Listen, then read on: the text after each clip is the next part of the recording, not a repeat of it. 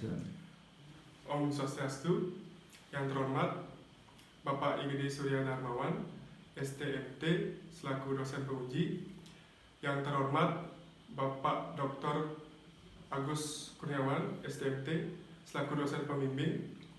Perkenalkan, nama saya Dewo Kade Satria Kusuma, NIM 076. Di sini saya akan mempresentasikan seminar proposal saya dengan judul Perencanaan dan Perancangan Museum Tari Sakral dengan Pendekatan Futuristik di Tabanan, Bali.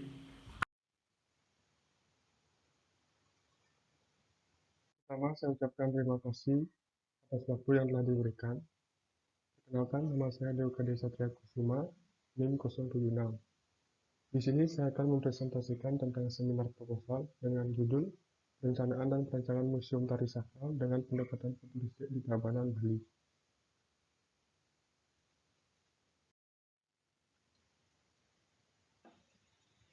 Latar belakang dapat dijabarkan menjadi 5 bagian. Yang pertama, menurut Made Erwin, kurangnya minat generasi muda mempelajari tari-tarian tradisional. Yang kedua, budaya tradisional tidak bisa mengimbangi arus modernisasi.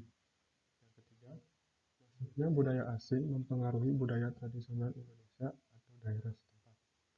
Yang keempat, budaya tidak berjalan beriringan dengan era modernisasi. Yang kelima, kurang adanya fasilitas pendukung untuk mempelajari kebudayaan, khususnya seni tari sakral.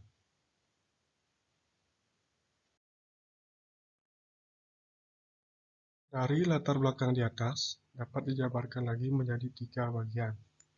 Yang pertama, fenomena atau isu. Yang kedua, permasalahan. Dan yang ketiga, tujuan. Dari ketiga bagian ini, akan mendapatkan tujuan dari latar belakang tersebut. Yang pertama, untuk mewadahi dan menarik minat generasi muda. Yang kedua, menentukan spesifikasi museum untuk mewadahi kegiatan kreatif bagi penggiat seni. Yang ketiga, bagaimana menentukan konsep, dasar, tema, fungsi, fasilitas, dan potensi sekitar.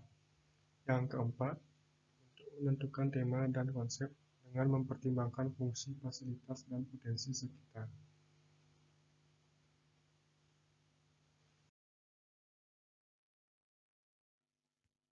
Selanjutnya, studi preseden dan literatur. Studi preseden dan literatur dapat dibagi menjadi 3 bagian, yaitu pengertian, kegiatan, dan klasifikasi museum. Secara umum, museum adalah suatu lembaga yang bersifat badan hukum yang tetap, tidak mencari keuntungan dalam pelaksanaannya kepada masyarakat, tetapi untuk memajukan masyarakat lingkungannya, serta terbuka untuk umum. Yang kedua, kegiatan museum. Kegiatan museum ini dapat dijabarkan menjadi 4. Yang pertama, kegiatan edukasi, kegiatan kebudayaan, kegiatan pemberi informasi, dan kegiatan pelayanan atau penunjang. Yang ketiga, klasifikasi museum. Klasifikasi museum ini dikategorikan menjadi 6. Yang pertama itu Art Museum, yang kedua Archaeology and History Museum, yang ketiga National Museum, yang keempat Natural History Museum, yang kelima Science and Technology Museum, yang keenam Special Museum.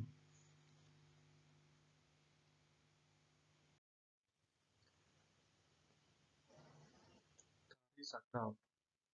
Tari sakral dapat dikelompokkan menjadi 3, yaitu pengertian, peran, dan klasifikasi tari sakral. Tari sakral secara khusus adalah jenis seni tari yang berfungsi untuk mengikuti proses pelaksanaan upacara keagamaan. Seni tari wali termasuk kelompok seni yang bersifat sakral, sering juga disebut dengan istilah seni wali. Adalah dipentaskan bersamaan dengan berlangsungnya pelaksanaan upacara di pura. Yang kedua itulah peran tari sakral. Peran tari sakral dibagi menjadi 2, yaitu secara umum dan secara khusus.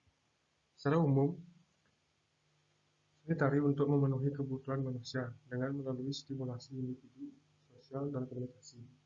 Secara khusus, sebagai sarana upacara sebagai bagian dari tradisi yang sudah ada. Yang ketiga itu klasifikasi.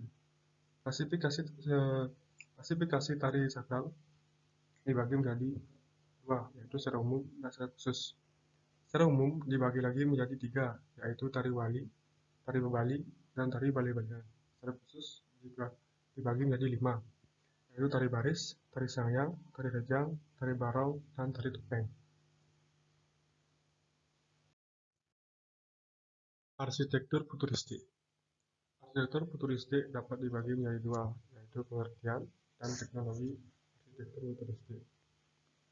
Arsitektur futuristik secara umum adalah konsep bangunan yang menampilkan bangunan yang tidak biasa dan modern. Dengan konsep arsitektur yang menitik beratkan ide, gaya, warna, dan ciri yang menampilkan bentuk masa depan. Yang kedua, teknologi futuristik. Antara lain, sistem panel, sistem vitrin, sistem pedestal, LED screen, transparan LED screen, touchscreen, hologram, virtual reality atau VR, dan yang terakhir augmented reality. Selanjutnya itu adalah studi preseden. Di sini saya mengambil 3 jenis studi preseden dari dalam maupun dari luar negeri. Yang pertama adalah Gedung Sate, yang kedua Museum of Tomorrow, dan yang ketiga adalah The Louvre Abu Dhabi. Preseden yang pertama adalah Museum Gedung Sate, berlokasi di Bandung, Jawa Barat. Dinamakan Gedung Sate, gedung ini sekarang berfungsi sebagai gedung tempat pemerintahan pusat Jawa Barat dan seringkali menjadi tempat berbagai festival seni serta kegiatan lainnya. Adapun beberapa fasilitas dari Museum Gedung Sate ini, antara lain wall video mapping, informasi digital, augmented reality, virtual reality, dan architerum.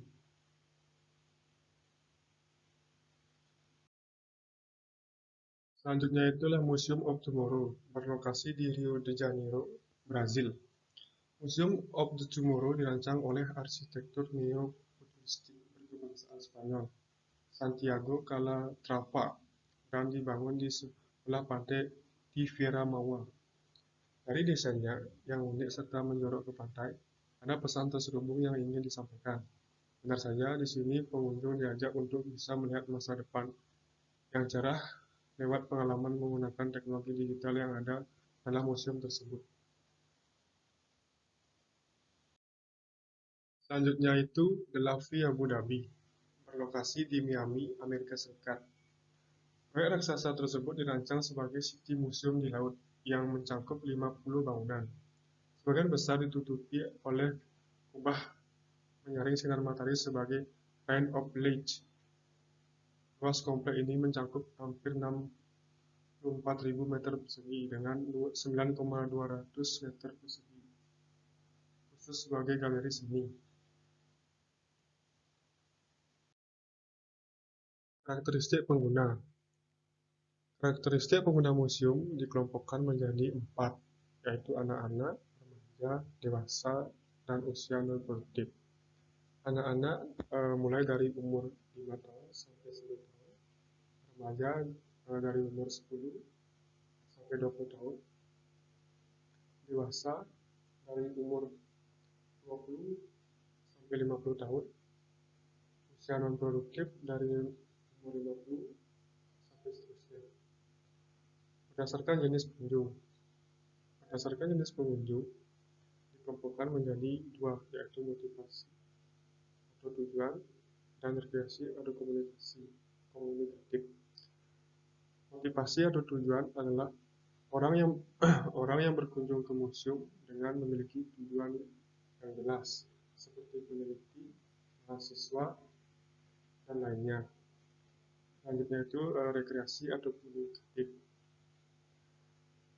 Orang yang termasuk dalam rekreasi dan komunikatif itu adalah orang yang berkunjung ke museum hanya sekedar saja, tanpa memiliki maksud dan tujuan tertentu, dan dengan waktu yang relatif singkat. Selanjutnya itulah ruang yang dihasilkan, yaitu ruang pokok meliputi beberapa ruang. antara lain ruang pameran tetap, ruang pameran temporer, ruang auditorium, ruang kantor atau administrasi, ruang laboratorium, ruang penyimpanan koleksi, ruang edukasi, ruang transit koleksi, dan ruang anak.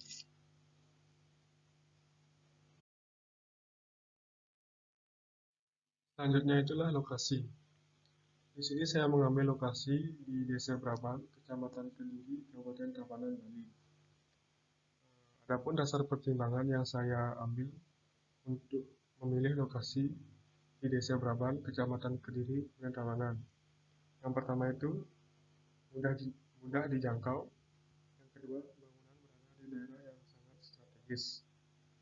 Dan yang ketiga, terdapat infrastruktur kota yang lengkap. Ini merupakan pemilihan lokasi set yang dimana memiliki infrastruktur yang memadai seperti akses jalan, jaringan listrik, saluran air, dan lainnya. Dan yang keempat itu adalah lingkungan sekitar.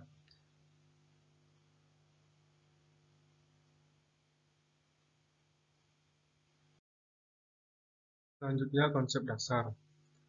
Dasar pertimbangan saya untuk menentukan konsep dasar ada tiga, yaitu latar belakang, fungsi, dan tujuan atau aktivitas.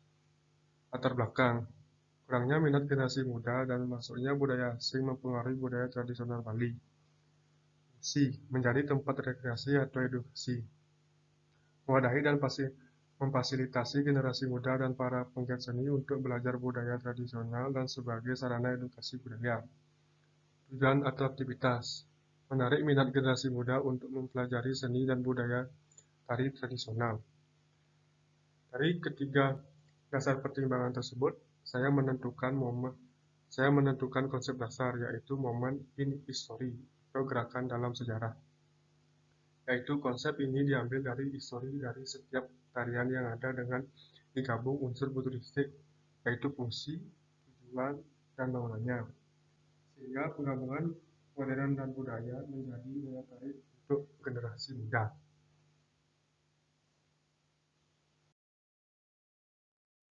Selanjutnya adalah tema.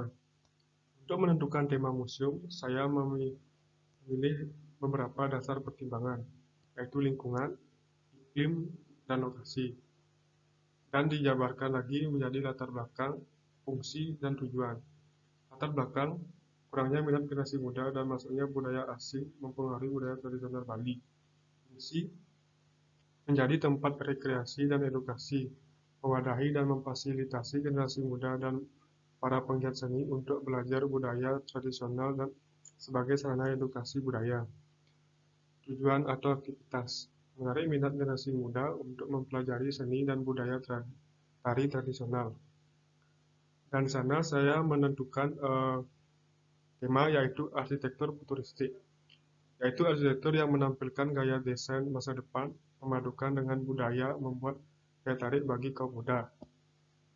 Yang saya tonjolkan pada bangunan saya adalah pada bagian fasade dan bagian pengaplikasian di museumnya, yaitu seperti interiornya. Misalnya untuk di museum, saya akan menampilkan hologram untuk memperlihatkan tari sakral yang tidak mesti ditarikan di tempat umum, tapi bisa ditarikan melalui adanya teknologi hologram tersebut. Terima kasih saya ucapkan untuk dosen pembimbing, yaitu Dr. Agus Kurniawan, ST, MT, dan dosen penguji Igede Surya Darmawan, ST, MT. Sekian presentasi dari saya. Jika ada salah kata, saya mohon permaklumannya. Sekian dan terima kasih.